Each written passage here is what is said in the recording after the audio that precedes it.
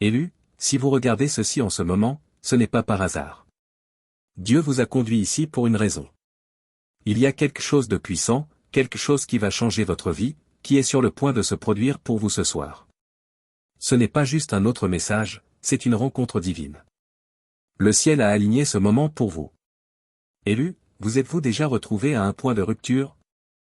Avez-vous déjà regardé les obstacles devant vous en vous demandant si vous alliez survivre? Avez-vous déjà crié à Dieu en lui demandant, pourquoi cela m'arrive-t-il? Vous avez tout donné, pourtant la vie continue de vous envoyer des batailles. Vous avez prié, jeûné et gardé la foi, mais au lieu d'une percée, vous rencontrez de la résistance. On dirait que plus vous avancez, plus l'opposition se renforce. Et dans ces moments-là, le doute chuchote, est-ce que je m'en sortirai un jour?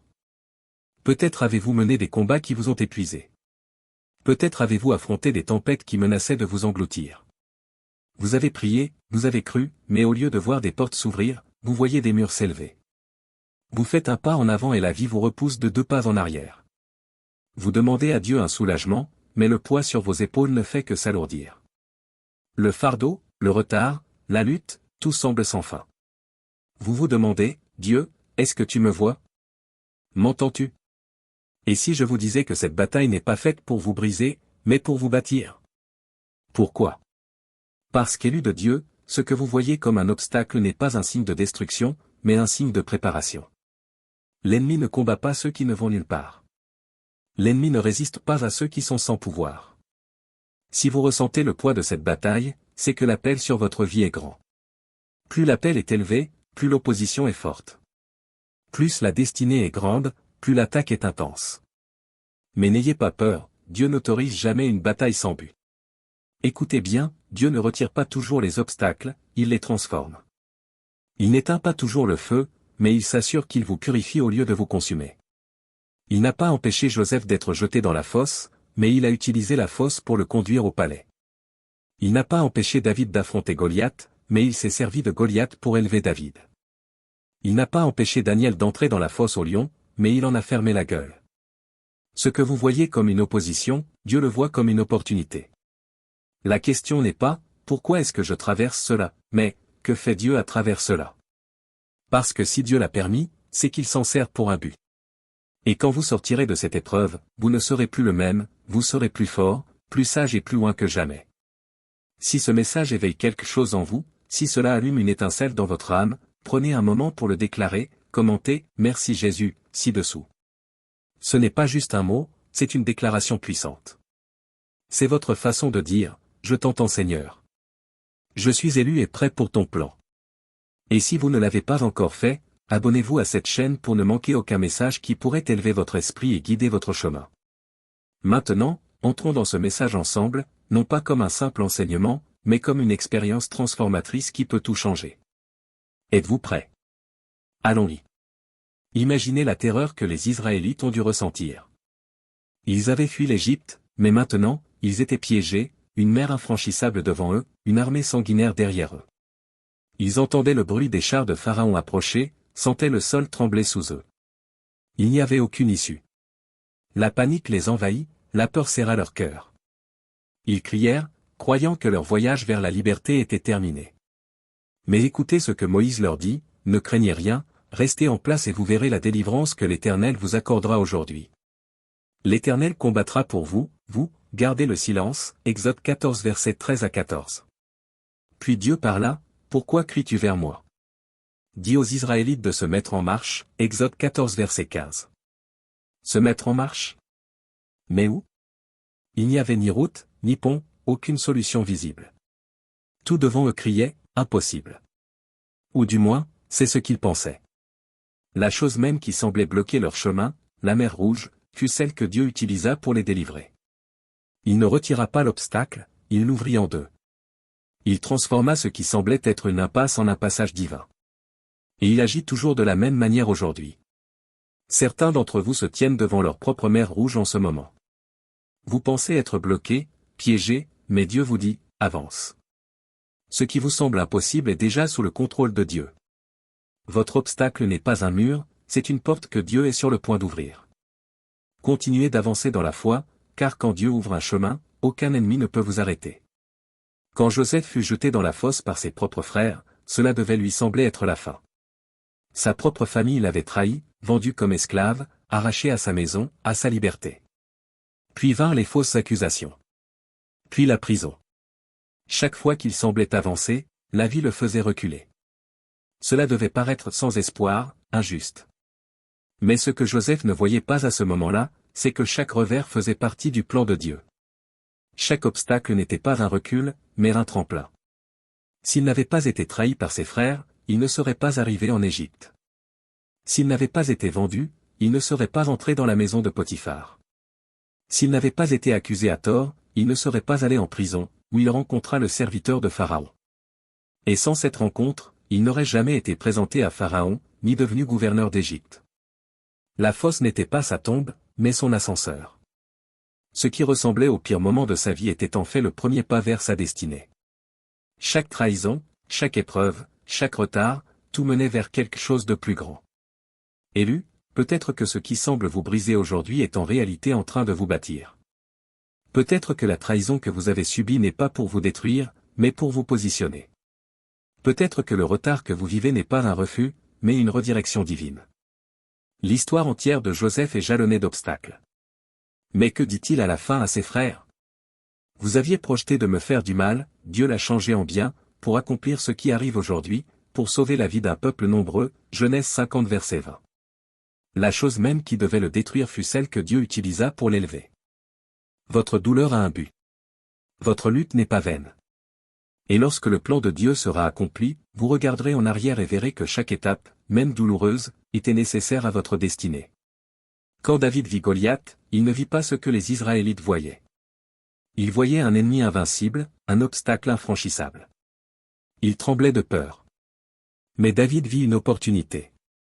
Comprenez ceci, David avait été un roi, mais il n'était encore qu'un berger inconnu. Personne ne le considérait digne. Pourtant, le jour où il affronta Goliath, tout changea. La victoire sur Goliath le fit connaître de tout Israël. Le même géant qui devait le tuer fut celui qui révéla sa destinée. S'il n'y avait pas eu de Goliath, il n'y aurait pas eu de moment de reconnaissance. Élu, et si le géant devant vous aujourd'hui n'était pas là pour vous arrêter, mais pour vous révéler? Et si la bataille que vous vivez était la scène que Dieu utilise pour proclamer votre nom? Changez de perspective, cessez de voir les obstacles comme des punitions et commencez à les voir comme des préparations. La bataille n'est pas là pour vous détruire, mais pour vous aiguiser. Les Israélites voyaient Goliath comme un ennemi invincible, mais David y vit une opportunité. Joseph aurait pu voir la fosse, l'esclavage et la prison comme des échecs, mais ils étaient tous des marches vers sa destinée. Votre épreuve n'est pas votre fin, c'est votre formation. Avancez dans la foi. Les Israélites ont dû marcher vers la mer Rouge avant qu'elle ne s'ouvre. Dieu n'a pas séparé les eaux alors qu'ils restaient immobiles, il l'a fait pendant qu'ils avançaient. La foi n'est pas d'attendre les conditions parfaites, mais d'avancer même quand rien n'a de sens. Beaucoup retardent leur percée parce qu'ils refusent de faire un pas tant qu'ils ne voient pas de résultat. Mais la foi exige l'action avant la manifestation. Dieu ne révélera pas l'étape suivante tant que vous n'aurez pas fait la première. Cherchez la porte cachée. Joseph, en prison, ne passait pas son temps à se plaindre ni à se demander « Pourquoi moi ?» Il utilisa son don d'interpréter les rêves, même dans la captivité. Ce don ouvrit la voie pour lui, l'amenant finalement devant Pharaon. Parfois, votre plus grande opportunité est cachée au cœur de votre lutte. Qu'est-ce que Dieu a mis dans vos mains aujourd'hui? Utilisez-le, même dans la difficulté, car cela pourrait être la clé de votre percée. Défiez la peur par l'action. Quand David vit Goliath, il n'attendit pas qu'un autre agisse, il avança. La peur vous dira de rester en arrière, d'attendre, d'hésiter. Mais la foi demande du mouvement. Dès que David courut vers Goliath, sa victoire était déjà en marche. S'il était resté avec la foule, il serait resté inconnu. Une seule action audacieuse changea tout. Votre percée ne viendra pas de l'immobilité, mais lorsque vous avancerez dans la foi, même face à la peur. Élu, écoutez bien. La mer Rouge n'a pas arrêté les Israélites, elle est devenue leur témoignage. Ce qui paraissait un obstacle impossible devint la preuve qu'ils étaient le peuple choisi de Dieu. Leurs ennemis furent engloutis par les mêmes eaux qu'ils craignaient. La mer qui menaçait de les piéger devint le signe de la puissance de Dieu. La prison de Joseph ne l'a pas enchaîné, elle l'a positionné pour le pouvoir. Ce qui semblait un retard était en réalité une préparation divine. Chaque épreuve, chaque trahison, chaque souffrance fut une étape nécessaire vers sa destinée. S'il n'avait pas été emprisonné, il n'aurait jamais interprété le rêve de Pharaon. S'il n'avait pas été accusé à tort, il n'aurait pas été placé là où sa promotion l'attendait. Ce que les autres avaient prévu pour le mal, Dieu l'a utilisé pour le bien. Le géant de David ne l'a pas vaincu, il l'a établi comme roi. La bataille qui devait le détruire devint la porte vers sa destinée. Avant Goliath, David n'était qu'un berger. Après Goliath, il était un héros national. Le géant qui intimidait les autres fut son moment d'élévation. Ce que vous affrontez aujourd'hui n'est pas là pour vous briser, mais pour vous révéler. Votre bataille n'est pas la preuve de votre défaite, mais la preuve de votre appel. L'ennemi n'attaque pas ceux qui vont nulle part, il attaque ceux qui portent une grande destinée. Si vous avez l'impression de mener une guerre que vous n'avez pas demandée, c'est qu'il y a sur votre vie une destinée que l'on ne peut ignorer.